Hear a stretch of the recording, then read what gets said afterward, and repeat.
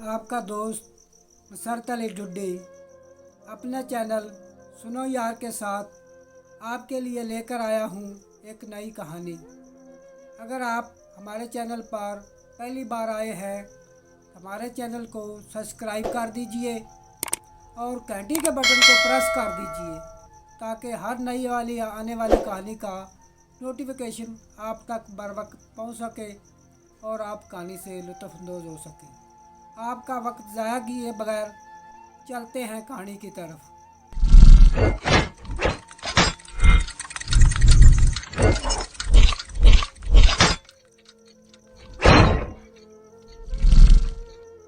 एक गांव में एक मोची रहता था। वो बहुत तेज़ दिमाग था लेकिन गरीब था। गांव में उसे कोई काम नहीं मिल रहा था। उसने बहुत दिन इंतज़ार किया, गुर्बत बढ़ती गई तो वो तंग आकर एक दिन अपनी बीवी से कहने लगा कि मुझे इस गांव से कहीं और जाना चाहिए, शहर में जाकर अपनी किस्मत आजमानी चाहिए। तो वो गांव छोड़कर अपना सामान इकट्ठा किया और शहर चला गया। जब शहर चला गया तो पहले दिन वो शहर की सड़कों पर आवाज़ें लगा रहा था कि नए जूते बनवा लें, पुराने जूते मरम्मत करा लें, नए जूते बनवा लें, पुराने जूते मरम्मत करा लें। लेकिन वो आवाज़ें लगाता रहा, कोई भी आदमी ना औरत किसी ने उसको ना बुलाया। वो सारा दिन सड़कों पर चलता रहा लेकिन काम उसे ना मिला। वो बहुत मायूस हो गया शाम को कि शायद इधर भी काम ना चले। लेकिन अगली सुबह जब वो दोबारा बाज़ार निकला तो उसने आवाज़ लगाई तो एक औरत ने बुलाया, उन्हें कहा भाईजान हमारी जूती को सिलाई कर दें। तो उसने जूती पकड़ी और उधर ही बैठकर जूती को सिलाई किया और औरत ने पूछा कितने पैसे हुए। तो उसने कहा कि 1 रुपया तांबे का। तो उसने तांबे का 1 रुपया दिया, वो लेकर वहाँ से चल दिया। चलता जा रहा था, आवाज़ लगाते जा रहा था कि नए जूते सिला लें, पुराने जूतों की मरम्मत करा लें। तो फिर एक औरत ने आवाज़ लगाई और उसने कहा कि मेरे दोनों जूतों की सिलाई कर दें। तो उसने दोनों जूते ले और सिलाई किए और उनसे पैसे लेकर वहाँ से चला गया। आस्ता आस्ता काम चलता गया, वो पैसे लेता गया। कुछ दिनों के बाद उसके पास 6 सिक्के हो गए सोने के। उसने कहा कि सोने के 6 सिक्के हो चुके हैं, रुपये बहुत ज़्यादा, अब मुझे उसने सोचा कि एक गधा ख़रीद लेना चाहिए ताकि काम आसानी से हो सकेगा। तो वो गधा ख़रीदने के लिए मंडी चला गया। उसने गधा पसंद किया और 3 सिक्कों का गधा ख़रीद लिया। वापस आया, वापस आकर दोबारा सामान इकट्ठा किया, उसको गधे पर रखा और गांव की तरफ रवाना हो गया। वो गांव की तरफ जा रहा था तो रास्ते में एक जंगल से क्रॉस करना था।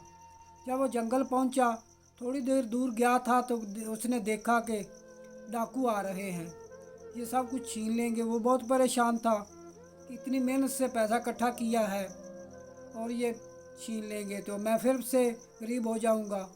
लेकिन वो बहुत तेज़ दिमाग था, उसने कोई तरकीब सोचना शुरू की। तो उसने तरकीब सोची और उसने 1 रुपया निकाल कर गधे के गले में डाल दिया और आस्ता आस्ता चलता गया। जब डाकू करीब आए तो उन्होंने कहा कि जो कुछ आपके पास है दे दो। तो उसने कहा मैं तो गरीब हूँ, मेरे पास कुछ भी नहीं है।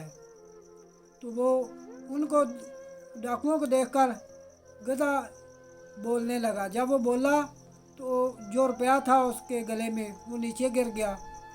तो जब देखा डाकुओं ने कि सोने का रुपया नीचे गिरा है तो उन्होंने उसे पीटना शुरू कर दिया।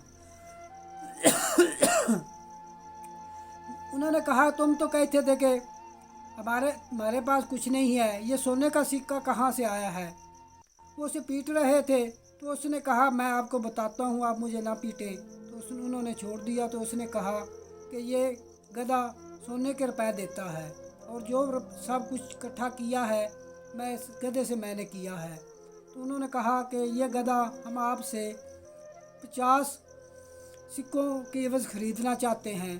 तो उसने कहा नहीं, मैं गरीब हूँ, मेरी रोज़ी रोटी इसमें है, मैं आपको नहीं फ़रोख्त करूँगा। उन्होंने कहा कि ये तो तुम्हें फ़रोख्त करना पड़ेगा, वरना हम तुमसे छीन लेंगे। तो उसने उनको गधा फ़रोख्त कर दिया और 50 सिक्के लेकर घर आ गया।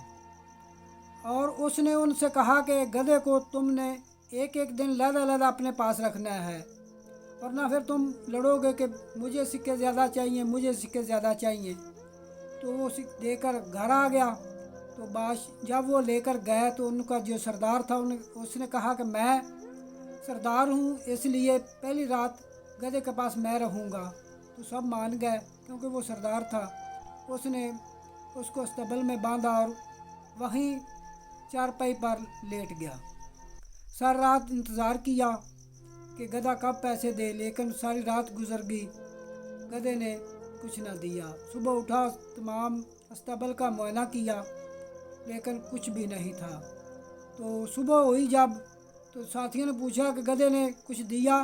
तो उसने कहा सुबह तुम खुद ही देख लोगे जब लेकर जाओगे। उसने कुछ भी ना बताया। दूसरी रात दूसरा आदमी, तीसरी रात तीसरा आदमी, सब आदमी लेकर गए, लेकिन किसी को कुछ ना मिला।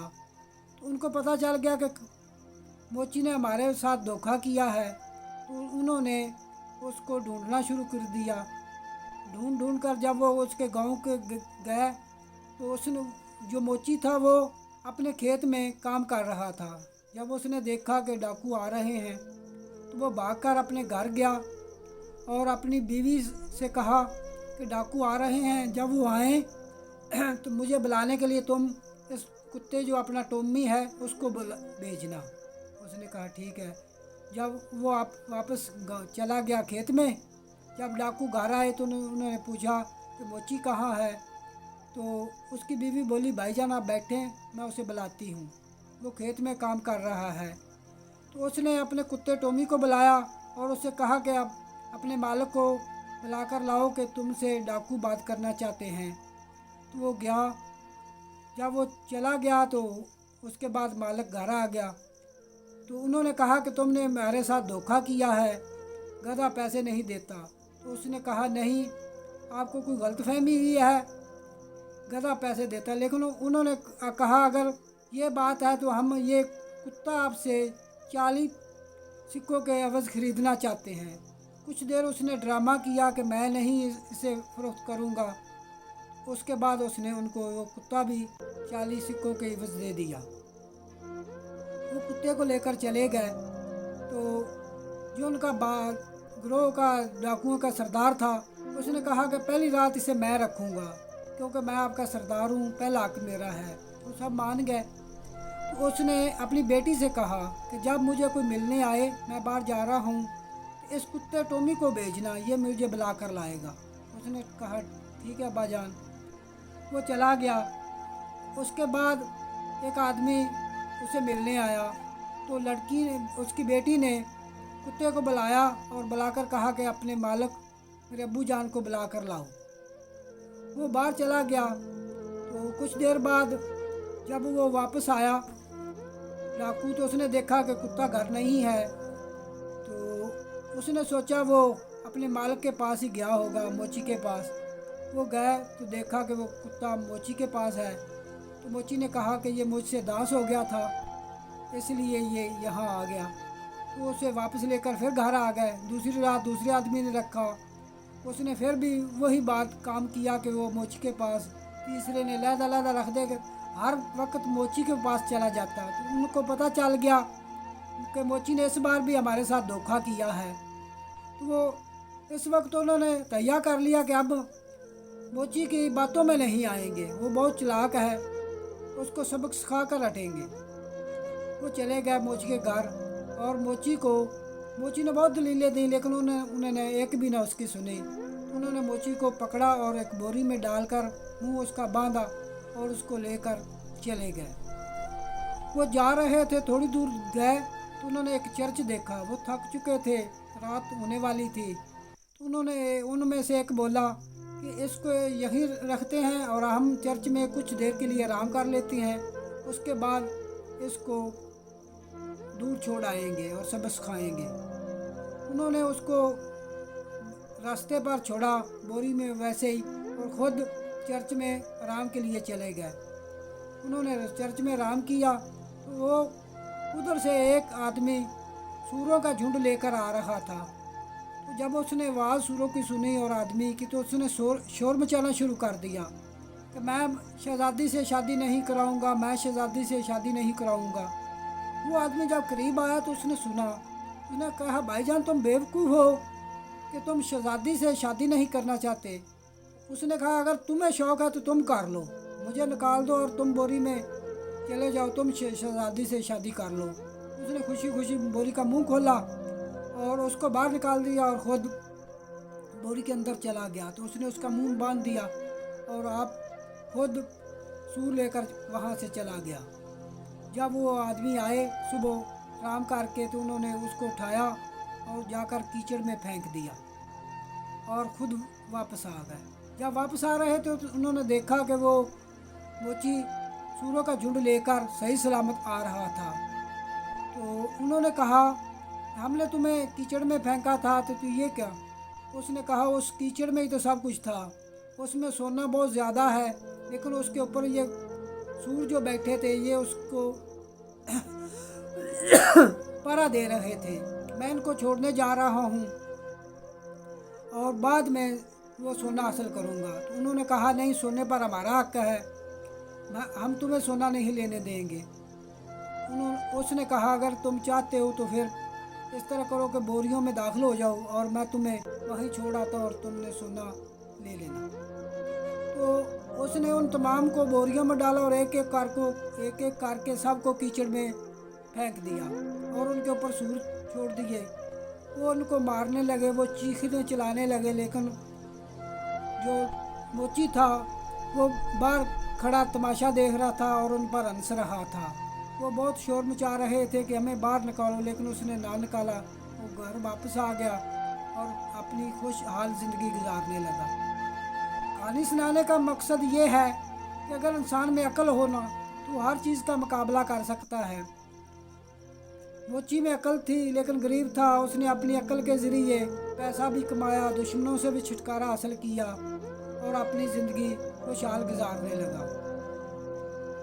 अगर आपको हमारी कहानी पसंद आई हो तो हमारे चैनल को सब्सक्राइब कर दीजिए और कमेंट बॉक्स में अपनी राय का इज़हार ज़रूर कीजिए ताकि हम अच्छी से अच्छी वीडियो ला सकें। पाकिस्तान जिंदाबाद। Video, subscribe for more videos. Visit us in Facebook and Twitter. Thank you. Bye bye.